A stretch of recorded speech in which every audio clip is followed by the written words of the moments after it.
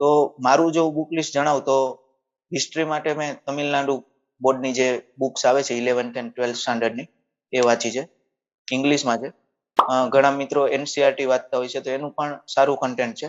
તો જોવાનું તમારે એ છે કે તમને કઈ બુક્સ ફાવે છે, તમને રીડિંગનો ફ્લો તમારે જેમાં બનતો હોય, તમને જે ઇન્ટરેસ્ટિંગ લાગતું હોય એ બે માંથી તમે ગમે ઉપયોગ કરી શકો છો. ગુજરાતીમાં જો વાંચતા હોય તો હાલ છેલ્લા 1-2 વર્ષથી તો ગુજરાતીમાં પણ સારું સાહિત્ય આપણને મળી રહે છે.